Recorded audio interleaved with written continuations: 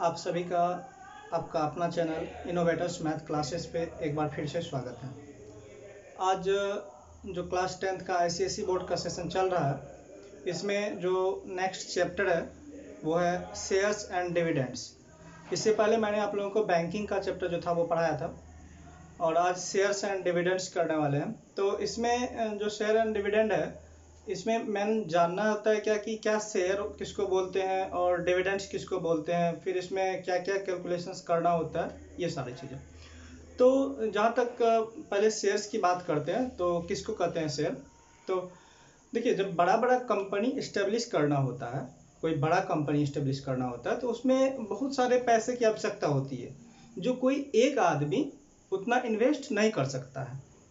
ठीक है, तो उसमें क्या होता है कि बहुत सारे लोग जो कंपनी में इंटरेस्ट रखते हैं, वो सारे लोग मिल करके क्या करते हैं, एक साथ ज्वाइन होते हैं वो सब मिल करके, और फिर क्या करते हैं, जो एस्टिमेटेड मनी होता है, जो टोटल जितना कि इन्वेस्ट करना होता है, उस मनी को वो लोग छोटे छोटे पार्ट्स में क्या करते हैं, उसको एक रेंज लेते हैं और उस जैसे कि रेंज हो गया 1 रुपया से लेकर के 100 रुपये तक का, ₹1 to ₹100 तक का एक रेंज बनाते हैं और उसमें उसको क्या करते हैं, वो डिवाइड कर देते हैं। ठीक है, इन सारे एस्टिमेटेड सम्स को। और इसमें जो हर एक पार्ट इस तरह से जो ऑब्टेंड होता है, जैसे ₹1 से ₹100 तक का जो एक पार्ट बनाया गया था, उसी को हम लोग क्या बोलते हैं, शेयर बोलते हैं। ठीक है, और ये जो वैल्यू है ये फिक्स्ड किया जाता है हर एक शेयर के लिए। मतलब ₹1 से ₹100 तक इस शेयर का वैल्यू को फिक्स किया जाता है कि इस शेयर का वैल्यू इतना है। ठीक है, जो फिक्स्ड वैल्यू होता है उसको हम लोग ओरिजिनल या नॉमिनल वैल्यू कहते हैं, है ना। ये ओरिजिनल या नॉमिनल वैल्यू, उसको शॉर्ट में हम लोग एनवी कहते हैं। शॉर्ट में क्या कहते हैं, एनवी, मतलब तो नॉमिनल वैल्यू, नॉमिनल वैल्यू। ठीक है, ये नॉमिनल वैल्यू हो गया। उसके बाद जो पर्सन क्या करते हैं, जो परचेज करते हैं शेयर को, इस तरह का जो शेयर होता है उसको जो परचेज करते हैं उसको बोला जाता है शेयर होल्डर। क्या बोला जाता है उसको, शेयर होल्डर। तो यहाँ पे ध्यान रखना है कि जो हम लोग पॉइंट वाइज इसमें बात करते हैं नॉमिनल वैल्यू के बारे में, जो नॉमिनल वैल्यू होता है हर एक शेयर का, उसको हम लोग जो है रजिस्टर्ड वैल्यू या प्रिंटेड वैल्यू भी कहते हैं। ठीक, फेस वैल्यू भी कहा जाता है, एटसेट्रा। जो नॉमिनल वैल्यू होता है किसी भी शेयर का जो नॉमिनल वैल्यू होता है वो टाइम के साथ चेंज नहीं होता है, टाइम के साथ वो चेंज नहीं होता। जैसे कि आज इसका रेट, मतलब ये जो शेयर है ₹1 से लेकर 100 तक का जो पार्ट्स बनाया गया था, उसका मतलब 2 साल के बाद उसका रेट जो है वो मतलब 200 रुपया नहीं हो जाएगा, वो शेयर का वही रेट रहेगा। टाइम के साथ शेयर का जो है वैल्यू, नॉमिनल वैल्यू जो है, जो ओरिजिनल वैल्यू था उसका नॉमिनल वैल्यू या रजिस्टर्ड वैल्यू, वो चेंज नहीं होता है। ठीक है, जो प्राइस होता है शेयर का मार्केट में, जो शेयर का जो प्राइस हुआ कहाँ पे, मार्केट में, एट एनी पर्टिकुलर टाइम, किसी भी टाइम में, उसको हम लोग मार्केट वैल्यू कहते हैं। मतलब मार्केट वैल्यू किसको बोलते हैं, किसी भी शेयर का मार्केट में किसी भी टाइम जो वैल्यू होता है उसको हम लोग मार्केट वैल्यू कहते हैं, जिसको शॉर्ट में MV लिखा जाता है, मार्केट वैल्यू। ठीक है, मार्केट वैल्यू। इससे पिछला चैप्टर जब बैंकिंग पढ़ाया गया था आप लोगों को, वहां पे MB लिखते थे, वहां पे MB का मार्केट वैल्यू नहीं होता था। ठीक ना, वो मैच्योरिटी वैल्यू होता था। यहाँ पे लेकिन जो शेयर एंड डिविडेंड्स में इसको मार्केट वैल्यू कहा जाता है, शॉर्ट में लिखते हैं MB। और ध्यान रखना है, या इसी को हम लोग कैश वैल्यू भी कहते हैं, मार्केट वैल्यू को। और ये जो मार्केट वैल्यू है किसी भी शेयर का, वो समय के साथ चेंज हो सकता है ना, वो डिक्रीज कर सकता है, इंक्रीज कर सकता है, मतलब घट बढ़ सकता है टाइम के अकॉर्डिंग। ठीक है, फिर अगला बात जो हम लोग करने वाले हैं, थर्ड पॉइंट, वो है कि जो मार्केट वैल्यू होगा किसी भी शेयर का, ठीक है, वो सेम भी रह सकता है। अब किसका सेम, वो भी बता रहे हैं, सेम भी रह सकता है, कम भी हो सकता है, और ये डिपेंड करता है ये नॉमिनल वैल्यू का, मतलब नॉमिनल वैल्यू से जो मार्केट वैल्यू होता है किसी भी शेयर का, वो कम भी हो सकता है और ज़्यादा भी हो सकता है। तो वो डिपेंड करता है किस पे, तो परफॉर्मेंस और प्रॉफिट, कंपनी का परफॉर्मेंस कैसा है और कंपनी का प्रॉफिट कितना है, इस पे ये डिपेंड करता है। जो मार्केट वैल्यू है वो नॉमिनल वैल्यू के इक्वल होता है, कम हो जाता है या उससे ज़्यादा हो जाता है। ठीक है, तो अब इसी में हम लोग एक एक करके इस पॉइंट को समझेंगे कि कब ज़्यादा होगा तो उसको क्या बोलेंगे, अगर कम हो गया तो उसको क्या बोलेंगे। तो यदि मार्केट वैल्यू शेयर का, किसी भी शेयर का अगर मार्केट वैल्यू उसके नॉमिनल वैल्यू से क्या होता है, अगर ज़्यादा हो गया, ठीक है, अगर क्या हुआ, ज़्यादा हो गया, मोर देन हो जाता है, तो हम लोग उसको बोलते हैं अबव पार। क्या बोलते हैं, अबव पार, या इसी को बोलते हैं at premium, at a premium. अगर ज़्यादा हो गया तो ध्यान से सुनिएगा, अगर मार्केट वैल्यू जो है एमवी किसी भी शेयर का, अगर उसके नॉमिनल वैल्यू पे, मतलब जो रजिस्टर्ड वैल्यू है उससे अगर ज़्यादा हो जाता है तो हम लोग बोलते हैं उसको एट अ प्रीमियम। सिंपल एक इसका लैंग्वेज है इसमें, शेयर एंड डिविडेंड में एक क्या होता है, एट अ प्रीमियम। और अगर यदि सेम रह जाता है, मतलब जितना नॉमिनल वैल्यू है उतना ही अगर उसका मार्केट वैल्यू भी रहता है, तब उसको बोला जाता है एट पार। क्या बोला जाता है, एट पार, ऐसे A T at P A R, par, at par. ठीक है, ये बोला जाता है।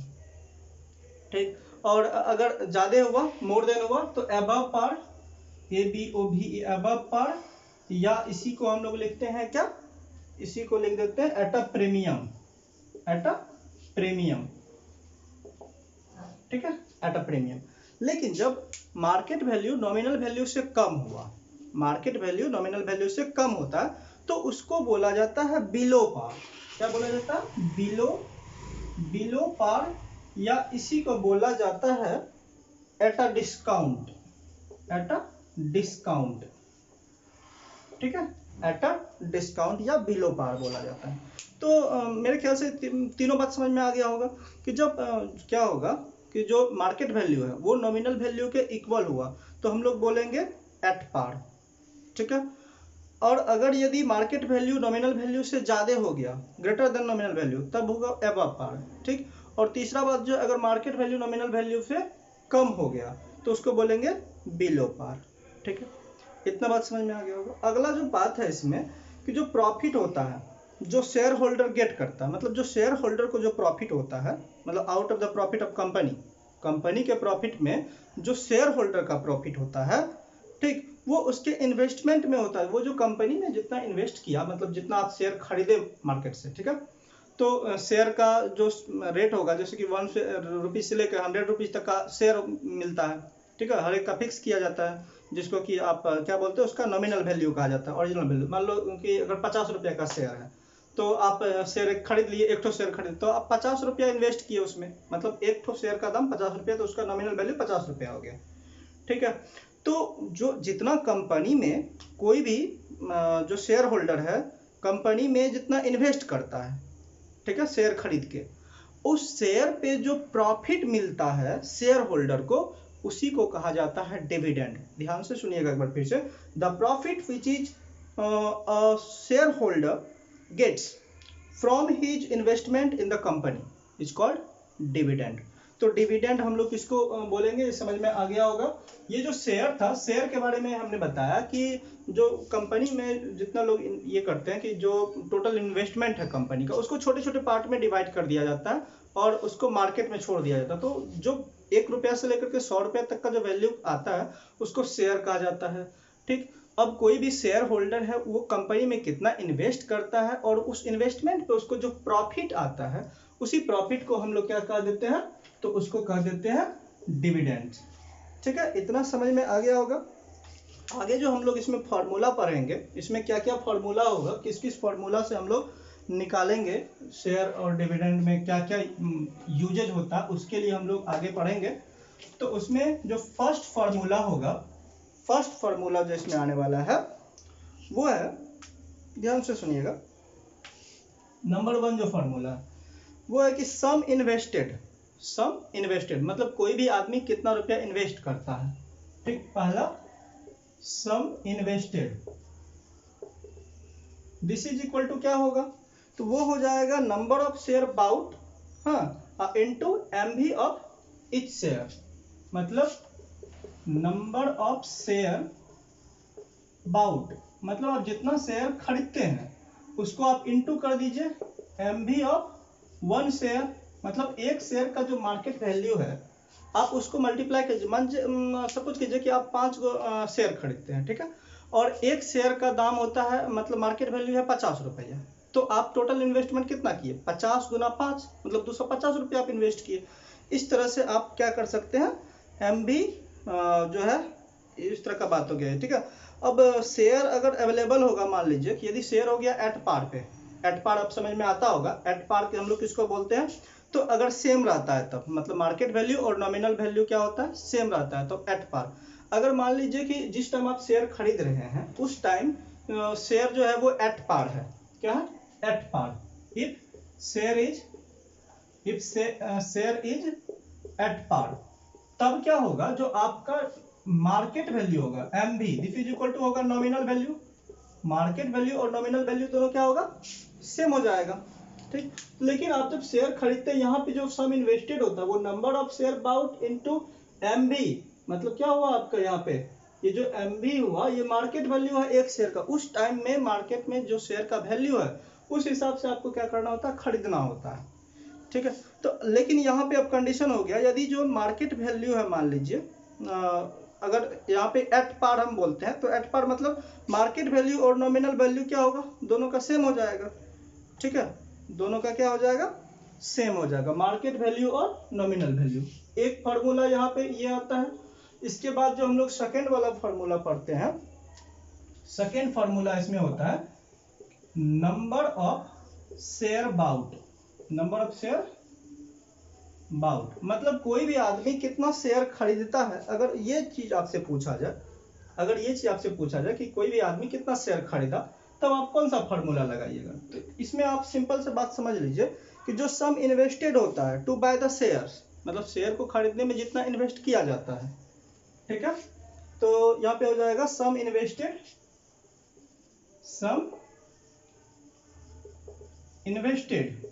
टू बाय द शेयर, ठीक, sum invested to buy the share मतलब शेयर को खरीदने में जितना इन्वेस्ट किया है, अब बाय में क्या हो जाएगा उसका dividend on one share, dividend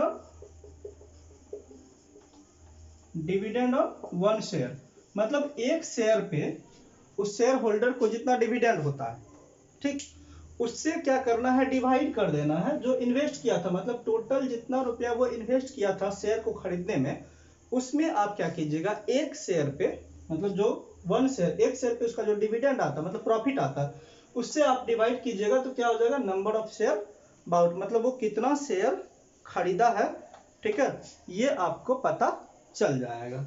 तो आई होप इतना समझ में आया होगा। इसके आगे जो हम लोग पढ़ने वाले हैं, अगला जो फॉर्मूला होगा वो कुछ इस तरह का होगा, बता रहे हैं। आज से CBSE बोर्ड वाले का भी क्लास 10th का सिलेबस स्टार्ट हो रहा है। आपके आसपास जो भी हो उससे शेयर करें, और इसमें आज से CBSE का 10th का जो सिलेबस है वो भी स्टार्ट करेंगे इसी चैनल पे। और अभी तो CBSE वाले का ICSE वाले का चल रहा है, और इसका 3rd चैप्टर चल रहा है अभी, शेयर एंड डिविडेंड, 1 बाय 1 करके सारे चैप्टर का डिटेल में सॉल्यूशन आप लोगों को मिलेगा। और जो कोई भी कुछ भी प्रॉब्लम होता है अगर आप लोगों को समझने में, तो कमेंट सेक्शन में आप कमेंट करके पूछ सकते हैं, ठीक है। तो इसके बाद जो हम लोग 3rd पढ़ने वाले हैं, जो तीसरा फॉर्मूला होता है इसमें, वो कुछ इस तरह का होता है। फॉर्मूला होता है टोटल डिविडेंड अर्न्ड, टोटल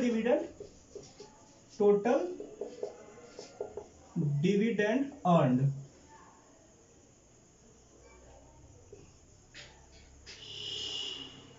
है ना, मतलब आपको टोटल कितना प्रॉफिट आ रहा है, ठीक है, तो आप कितना प्रॉफिट ले पा रहे हैं इसको आप कैसे निकालिएगा। कोई मतलब कोई भी शेयर होल्डर है उसको कितना प्रॉफिट आ रहा है, तो ये अगर आपको निकालना होगा तो आप कैसे निकालिएगा। देखिए, नंबर ऑफ शेयर मतलब वो जितना शेयर खरीदा था, जितना शेयर मार्केट से खरीदा था, ठीक है, उसमें आपको इनटू करना पड़ेगा। क्या इनटू करना पड़ेगा, रेट ऑफ डिविडेंड, मतलब डिविडेंड का क्या रेट लगा हुआ है, रेट ऑफ डिविडेंड, ठीक है, और इसमें मल्टीप्लाई करना पड़ेगा आपको नॉमिनल वैल्यू को। क्या करना पड़ेगा, नॉमिनल वैल्यू। देखिए, ये आपका नंबर ऑफ शेयर और ये नॉमिनल वैल्यू मतलब जो रजिस्टर्ड वैल्यू था, ये दोनों को मल्टीप्लाई कीजिएगा तो ये तो इन्वेस्टमेंट आ रहा है, और उस पर रेट ऑफ डिविडेंड, मतलब डिविडेंड का क्या रेट है उससे मल्टीप्लाई करेंगे तो आपका क्या निकल जाएगा, टोटल डिविडेंड अर्न्ड, मतलब वो कितना प्रॉफिट ले पा रहा है। ठीक है, कितना प्रॉफिट ले पा रहा है, मतलब ये जो नॉमिनल वैल्यू है इस शेयर का है ना, nominal value of a share, हर एक शेयर का जो नॉमिनल वैल्यू है उससे मल्टीप्लाई कर देंगे। तो ये तीसरा फार्मूला टोटल डिविडेंड कैसे निकलेगा। और इसके बाद जो चौथा फार्मूला होता है, इसमें फोर्थ फार्मूला, वो होता है क्या, रिटर्न परसेंट। रिटर्न परसेंट क्या होता है, ध्यान से सुनिएगा। जो इनकम होता है, इनकम का हम लोग बोलते हैं प्रॉफिट, मतलब प्रॉफिट परसेंट उसको जो होता है वही होता है रिटर्न परसेंट उसको बोला जाता है, मतलब प्रॉफिट परसेंट हम लोग सिंपल में अगर बात करते हैं तो प्रॉफिट परसेंट बोलते हैं, लेकिन शेयर एंड डिविडेंड में इसी को रिटर्न परसेंट कहा जाता है। इसको क्या कहता है, रिटर्न परसेंट। तो प्रॉफिट परसेंट मतलब क्या हो गया, दिस इज इक्वल टू, इसी को लिख सकते हैं इनकम, मतलब उसको जितना इनकम हो रहा है बाय इन्वेस्टमेंट इनटू 100%। तो इसको सॉल्व करके जो आएगा, जो उसका इनकम है उस टाइम, ठीक है, अब बाय वो जितना इन्वेस्ट किया है इनटू 100% करेंगे, ये जो निकलेगा ये कंप्लीट उसका क्या हो जाएगा, रिटर्न परसेंट बोलेंगे इसको। रिटर्न परसेंट को हम लोग जनरली प्रॉफिट परसेंट बोलते हैं, लेकिन शेयर एंड डिविडेंड के मतलब इसमें हम लोग रिटर्न परसेंट ही बोलते हैं। ठीक है, और अगला जो फार्मूला है, फार्मूला नंबर 5 वो है कि for a shareholder income is equal to, अभी यहाँ पे हम लोग इनकम की बात कर रहे थे, तो income is equal to, income मतलब किसी भी शेयर होल्डर का इनकम कितना है, ठीक है, इनकम, टोटल इनकम कितना है, ये हम लोग कैसे निकालेंगे। तो ये हम लोग निकालते हैं, इनकम इज इक्वल टू क्या होता है, return. Income is equal to क्या होता है, रिटर्न। ठीक है, या इसी को हम लोग क्या कर देते हैं, this is equal to profit, मतलब इनकम कितना तो रिटर्न जितना, मतलब प्रॉफिट जितना, यही बात है। किसी भी आदमी का, किसी भी शेयर होल्डर का इनकम कितना है, मतलब रिटर्न कितना है, मतलब प्रॉफिट कितना, तीनों एक ही बात है। बस इसको हम लोग लिखेंगे कैसे, तो dividend paid by the company, मतलब इनकम वही ना होगा जो डिविडेंड मिलेगा उसको, तो ये हो गया dividend paid by the company. ठीक है, मतलब जो कंपनी के द्वारा उसको डिविडेंड पे किया जाएगा वही उसका क्या है, इनकम है, मतलब वही उसका रिटर्न है, मतलब वही उसका प्रॉफिट है। अगर रिटर्न परसेंट पूछेगा कि कितना इनकम का परसेंट कितना है, तो प्रॉफिट परसेंट मतलब इनकम बाय इन्वेस्टमेंट इनटू 100%। अगर टोटल डिविडेंड पूछेगा कि मतलब उसको कितना डिविडेंड मिल रहा है, तो number of share into rate of dividend into nominal value of a share. इस तरह से इन सारे फॉर्मूला का यूज करके हम लोग शेयर एंड डिविडेंड्स का जो भी क्वेश्चंस आएगा उन सारे क्वेश्चंस को हम लोग सॉल्व करेंगे। तो इसमें जो भी इम्पोर्टेंट क्वेश्चन होगा, नेक्स्ट वीडियो में मैं कुछ क्वेश्चंस लेकर के आऊँगा, और उसमें आप लोगों को 1 बाय 1 करके कुछ क्वेश्चंस का सॉल्यूशन करके दिखाऊंगा कि मतलब किस तरह से इन सारे फार्मूला का यूज करके और शेयर एंड डिविडेंड्स का क्वेश्चन बनता है। ठीक है, और एग्जाम में मोस्ट इंपॉर्टेंट इससे कम 2 क्वेश्चन आता है शेयर एंड डिविडेंड से। तो आप लोगों को ये बात ध्यान में रखना होगा कि इट मीन्स 4+3, चूंकि ICSE बोर्ड का आप लोगों को पता होगा 4, 3, 2 इस तरह का मार्क्स का होता है, और 1 सेक्शन में जो होता है जितना भी क्वेश्चन होता है तो उसमें एक क्वेश्चन में 3 पार्ट करके दिया जाता है। तो उसमें कोई 4 नंबर का होता है, कोई 3 नंबर का होता है, टोटल 10 नंबर का एक क्वेश्चन होता है, तो जिसमें कि आपको 10 नंबर पुराना होता है 3 क्वेश्चन से। तो कोई 3-3 करके एक 4 का दे दिया जाता है। तो मान लीजिए शेयर एंड डिविडेंड से अगर 4 नंबर वाला आ जाता है आपको, ठीक है, एक 3 वाला दूसरे क्वेश्चन में, तो टोटल तो 7 नंबर इस तरह से आपका शेयर एंड डिविडेंड से आ जाता है। तो इस बात से ध्यान रखना है इसको, और अच्छे से हम समझाएंगे अगले कुछ क्वेश्चंस लेकर के। और आज के लिए इतना ही, जय हिंद।